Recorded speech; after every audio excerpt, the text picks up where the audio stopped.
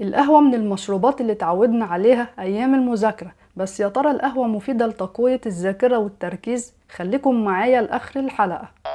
تعتبر القهوة مهمة في تقوية الذاكرة والتركيز عشان القهوة من أغنى المصادر الطبيعية بالكافيين المسؤول عن زيادة نشاط المخ ومستويات الطاقة في الجسم، وبكده القهوة بتكون مفيدة في تقوية الذاكرة والتركيز وتحسين وظائف المخ والمهارات المعرفية، وتساعد في التقليل من الإصابة بالزهايمر.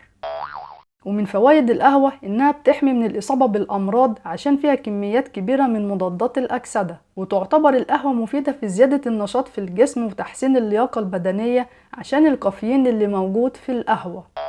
ومن فوائد القهوة تقوية عضلة القلب والحماية من أمراض شرايين القلب عشان القهوة مليانة فيتامينات ومضادات أكسدة، وتعتبر القهوة بتساعد على تحسين المزاج وتقليل التوتر وأعراض الاكتئاب اللي بتكون أيام المراجعة والامتحانات. ومن فوائد الكافيين الموجود في القهوة هو تقليل الوزن عشان الكافيين بيزود من عملية التوليد الحراري، ودي الطريقة اللي بيحرق بيها الجسم الدهون بشكل طبيعي.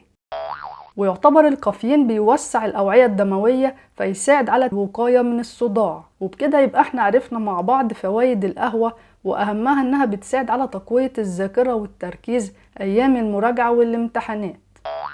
وأنصحكم بشرب كمية مناسبة من القهوة في اليوم، وهي فنجان صغير وبحد أقصى 3 في اليوم، عشان شرب القهوة كتير بيكون ليه آثار جانبية زي جفاف الجسم. وأنصحكم مع كل فنجان قهوة نشرب لترين مية. وكمان زيادة نسبة الكافيين في الدم بيأثر على صحة القلب والأوعية الدموية ويأثر على الجهاز العصبي. ومن الآثار الجانبية لشرب القهوة كتير زيادة ضربات القلب والشعور بالقلق والعصبية وصعوبة في النوم وارتفاع ضغط الدم وصداع وقرحة في المعدة وتقليل امتصاص الكالسيوم في الجسم والإصابة بهشاشة العظام وبطء التئام الجروح وتقليل قدرة الجلد على إنتاج الكولاجين ونقص فيتامين د.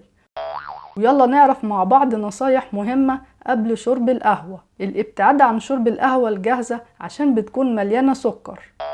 نسيب ساعة بين شرب القهوة وبين أكل أي حاجة يكون فيها كالسيوم وحديد.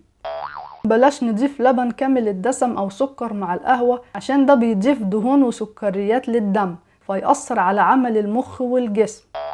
طحن حبوب القهوة قبل تجهيز فنجان القهوة وبعد كده نحطها في المصفى عشان نطحن حبوب القهوة الخشنة.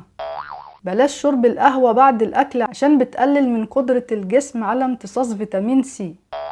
بلاش شرب القهوة قبل ميعاد النوم بفترة كافية وهي 6 ل 8 ساعات عشان نساعد الجسم على النوم. وهقول لكم معلومة سريعة عن فوائد ريحة القهوة. استنشاق ريحة القهوة بيساعد على تحسين الذاكرة والتركيز على الرغم من وجود مادة الكافيين، فبيكون ليه تأثير شبه شرب القهوة، وبكده بتكون ريحة القهوة بتساعد على تحسين مهارات المخ ودعم القدرات المعرفية وتساعد على تقوية الذاكرة والتركيز.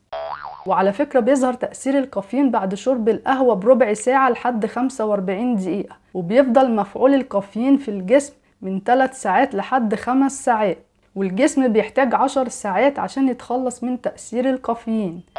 وممكن نتخلص من تأثير الكافيين بشرب كميات كبيرة من المية عشان يساعد على ترطيب الجسم، وخصوصا ان المية بتساعد على تقليل التوتر اللي بيحصل نتيجة تأثير الكافيين. وعلى فكرة ممكن الأكل يبطئ من امتصاص الكافيين وخروجه لمجرى الدم، وتقليل تأثير الكافيين بيكون بالاهتمام بالأطعمة المليانة ألياف زي الحبوب الكاملة والفاصوليا والعدس والخضروات النشوية والمكسرات والبذور. وبكده يبقى احنا عرفنا مع بعض فوائد القهوة وأهميتها في تقوية الذاكرة والتركيز أيام المراجعة والامتحانات بإذن الله. وأنصحكم بالاهتمام بالتغذية وأكل الخضروات والفاكهة وشرب العصاير الفريش والأعشاب عشان يساعد على تقوية الذاكرة والتركيز أيام المراجعة والامتحانات. ولو عجبتكم الحلقة اعملوا لايك وشير للحلقة مع أصحابكم عشان يستفادوا، وما تنسوش تشتركوا في القناة وتفعلوا الجرس عشان يوصلكم كل جديد بإذن الله.